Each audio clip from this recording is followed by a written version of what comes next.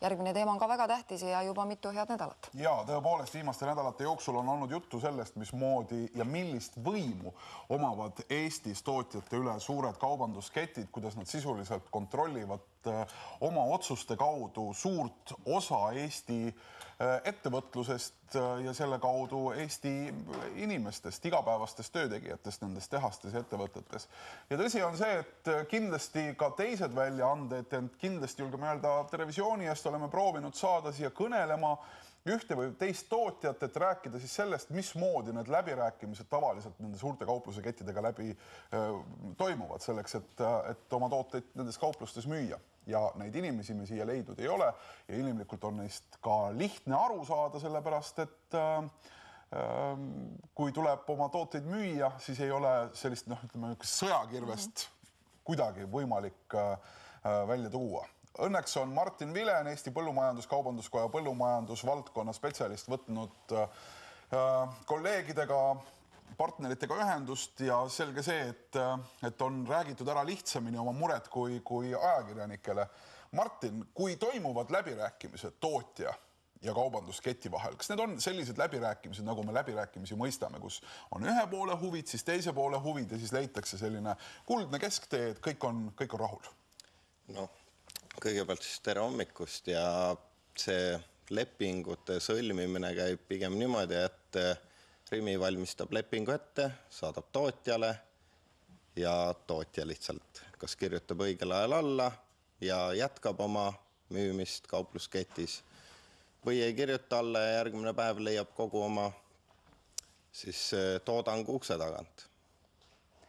Et mingit vastaspoolega läbirääkimist hinnakujunduse osas ei toimu. Kas Rimi ongi ainuke Eesti turul, kes nii-öelda jõupositsioonilt suhtleb nende tootjatega, et teiste kettidega sellist probleemi ei ole? Nii palju kui nüüd väga paljude tootjatega ja mitte ainult lihasektoris, vaid üldse kogu toiduaine sektoris on see, et teistega ikkagi on võimalik läbirääkimisi pidada, aga nende lepingud on juba eos paremad, et seal ei ole probleeme neil alla kirjutada.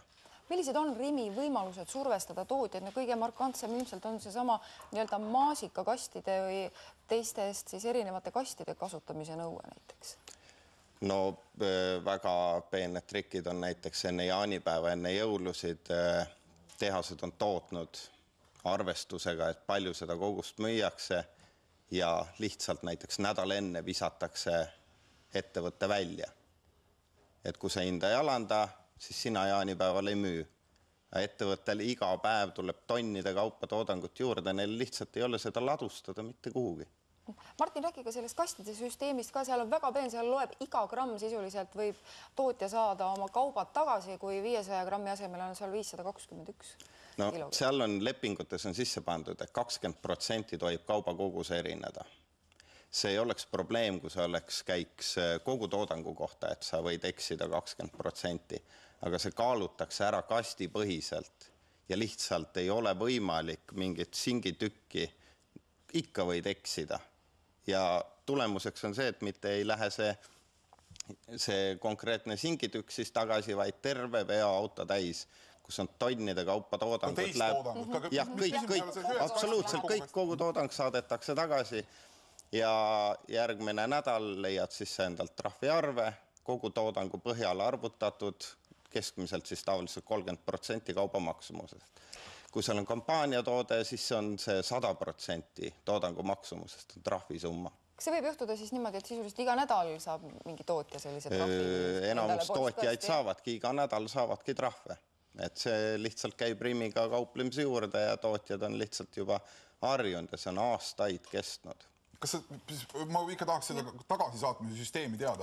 Kuidas see siis tavaliselt laheneb see olukord? Et kui see kaup on korra tagasi saadetud, kas siis see tootja hakkab otsima, kus kohas see ülekaal nagu nii-öelda on või laetatakse siis maha? Või kuidas nagu tootja? Sellega oli veel eriti naljakas lugu, et enamus tööstuseid ei saanud aru, et miks see kaup tagasi tuleb. Et seal nuputati aastaid, et see kastisüsteem hakkas kehtima 90 või 2007. aastal. Ja lihtsalt mingi aeg tuli tagasi, üritati aru saada, mis see on ja lõpuks siis lihtsalt enamus nuputas ise välja, et see kaalumine on kastipõhine, et no vaadati, et ei ole võimalik, et koormas on 20% tootekaalu erinevust. Kas Rimil on võimalik siis nende trahvidega nii palju teenida, et ta saab lubada endale seda, et no ta saadab kui võtta nüüd iga päev see kaubakogus, kui sul tuleb seal toodangut sisse 10-20 tonni ja arvutada selle kilohind välja ja võtta sealt nädalas keskmiselt iga tööstus, mida on kümneid ja sealt 30%, see on ikka päris suured summad. Rimi on alustanud praegu massiivset allahindluskampaaniat, kõik tänased lehed, kui ma ei eksi, või ei ole kõik jõudnud läbi vaadata, nende sirvisin, kõikides nendes olid olemas allahindluskampaania reklaamid. Mismoodi tootjaga käitutakse siis, kui planeeritakse ühte sellist allahindluskampaania? Kas see allahindlus tehakse Rimi tulude arvelt ehk siis kasumi arvelt või teeb selle allahindluse tegelikult tootja?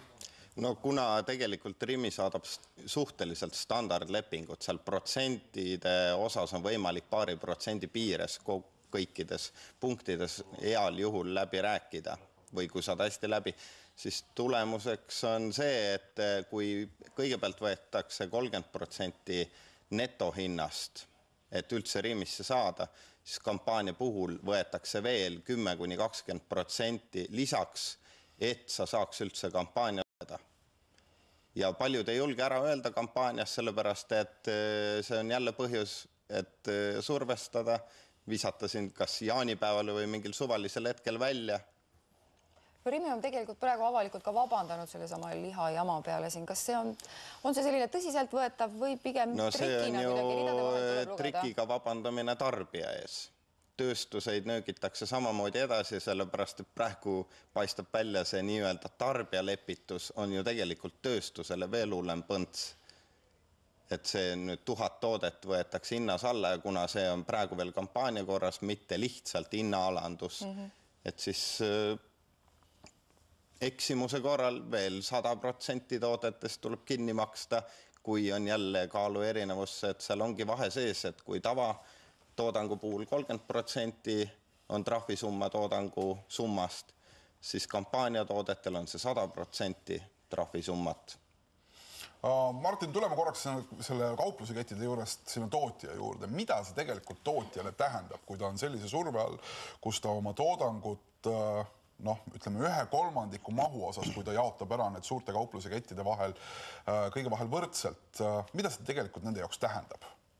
No tootjate jaoks on niimoodi, et kui muidu kaupluse ketis on neil mingi toodangu sortiment, siis on ikka see, et mõnda toodangut müüakse alla oma hinna ja teiste pealt teenitakse tagasi, aga meil on kujunenud Eesti turul siuke olukord, kus kõikide teiste kaupluste kettide pealt saavad tööstused mingisugusegi kasumi, ega neil ka hästi ei lähe Eesti toiduainetööstusel, aga Rimi on selline, kellega kõik teenivad kahjumit. Kes maksab 100 000, kes 500 000 peale kuus. Küsin ma siit sellise väga naiivse, võib-olla täitsa rumala küsimuse edasi, et kas ei oleks siis võimalik see oma toodang müüagi just nimelt ainult nendele teistele kaupluse kettidele jätta see Rimi kuidagi kuivale või niimoodi kollektiivselt tootjate poolt? Kollektiivselt see olekski võimalik tööstustel survestada vastu, aga keegi ei julge seda esimesena teha. Sellepärast, kui teised kaasa ei tule, siis sina oled ukse taga ja sama hästi võid sa pillid kotti panna ja lahkuda üldse toiduainetööstusest. No kas Eesti Põllumajandus-Kaubanduskoda on kuidagi välja arvutanud ka seda, et kui palju see tegelikult tähendab töökohtades reaalselt nende lihtsate inimeste jaoks, kes peaksid kusagil tegema tööd, on oskustöötajad võib-olla ja selliste probleemide tõttu ei saa lihtsalt kas täiskohaga tööd või osalise kohagagi tööd? Siin saab ju tuua näite Ahja lihatööstus, mis pandi kinni. See on kogu piirkonnale katastroof. Et kui põhimõtteliselt on piirkondlikud väiksemad tööstused, siis see on kõik vallainimesed enamasti töötavad seal väikestes kohtades. Ja nüüd, kui võtta siia suuremad Atri ja Rakvere juurde, kui nendega niimoodi mängitakse ja nemad peaks pankrotti minema, siis seal on sadades ja sadades need inimesed. Martin Miljan, suur aitäh. Me oleme helistanud aga praegu Evelin Mägiojale, Rimi ja Säästumarketi turundus- ja kommunikatsioonijuhile. Tere hommikust, Evelin.